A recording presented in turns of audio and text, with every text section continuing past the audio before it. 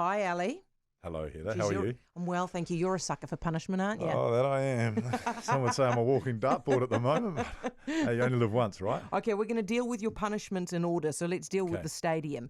Can you assure ratepayers, not a cent, 100%. right? Totally funded by other people. 100%. Who's funding it?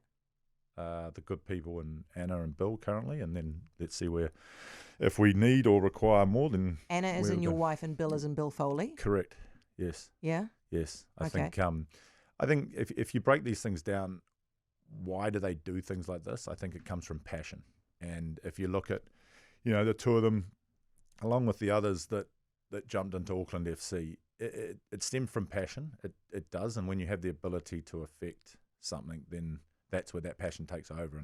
And the two of them are very passionate about sport and about the greater elements that they can make change. And then so they commit to something like this, and they see the opportunities, and I suppose you mix that in with me being a very passionate Aucklander and believing that the city, and knowing that the city's the greatest city in the world, travelled around the world a lot, and on that sporting front, you see that there's a massive opportunity for this, right? Yeah. There's a massive opportunity for Aucklanders to have an intimate and boutique type of stadium that offers that family-friendly vibe, that offers. But don't we have so many? Don't we have too many stadia in the city already?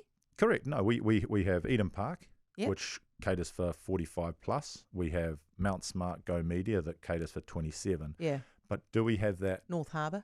We have North Harbour, but I don't know what that caters for at the moment. No, it's about neither do I. 4,000 because I think they took a few seats away. And then we've got a massive cricket ground somewhere as well. Correct, so but you've got to remember. Going on. Oh, 100%. But you've got to remember that sport is not about just the product on the field. It's about the vibe outside the field, around the field. It's about families feeling comfortable. It's about people being passionate. It's about a community, bringing communities together. So having a precinct that ties people together so that the 90 minutes that you see on the field is one element, but it's how you get there. It's the food and beverage. It's the noise. It's the entertainment. It's the lights. It's all that sort of stuff. And if you look at Western Springs, where it is now, which we're gone out there called Auckland Arena, you've got the zoo.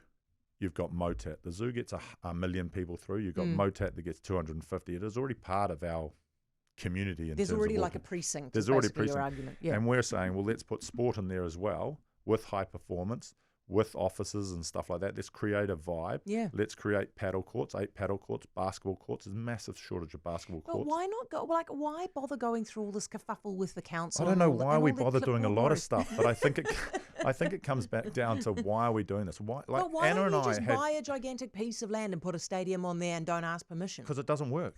Oh, it doesn't work. Stadiums, so unless the council, which we've all gone through that other process, they don't work. They don't make money. Yeah. We've got to be very clear on that. They don't actually make money. It's the whole precinct that we believe can be sustainable. Oh, okay. And that's when you sit there. A football team, do you think that makes money? Does it not?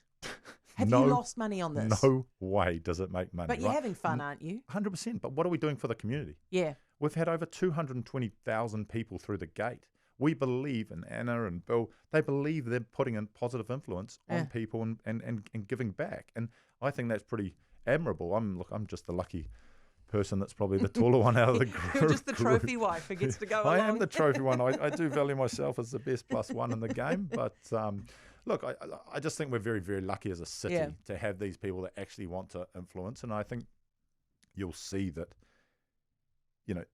there's a lot of good intentions behind it. And the city needs a stadium like that. It needs something like this to really elevate us. I mean, some of the sports people we create is unbelievable. And if you look at it, this is not just for football. This is for all codes, from rugby all the way through to league or whatever, whoever wants to play on a 15,000 seater stadium, that's it. And then you look at the other side, it's also part of entertainment. Western Springs is known for its concerts. I went to Michael Jackson way back. We can still do that. 40,000 people at Western Springs, which will be unbelievable. Geez, you're going to cut the lunch of some people, aren't you, if you do this? What lunch are we cutting? Oh, because I mean, I feel like Eden Park might be a bit gutted if you start having the concerts there. If you look at Nick and you see what Nick Sutton has done with Eden Park, he's unbelievable. Yeah, it's pretty good. I mean, he has promoted this city like no one else. He's told you what an asset we have, and he's working. I've communicated with him on that, and if you look at it, he sits here and he goes, look, you support the smaller numbers of sports, and we go from there. Leave the big ones for him. Listen, question: the other thing that you're taking a hiding on is is that all about the good thing we're doing, and we want to sort of half, or should we do the other thing? What's the other thing? What we're actually trying to get is we're actually trying to see and hope that the people of Auckland will get behind this. Yes. And have some voice. And I feel like there's stadium fatigue, Ali, don't you think? No, well, yes and no, 100%. Yes and no, stadium fatigue. I love the pictures. I hit the website. I thought, geez, that looks cool. Well, we want people to hit the website, aucklandarena.com, and, But now listen, you've got to tell me about this helipad, right? I had a look at the submissions, right? You had like 91% opposed. Are you just depressed at the number of people who want to say no to something like this? Look, we're going through a process with council. Yeah. That simple. And if, the process lets people have their say, let them have their say. We're not going to take that away. But as I say, we're just going through the process, and we're in the hands of the council. So thank you. On that question, we can move to someone else if you really want to. We'll leave it there, Ali. Thank you, mate.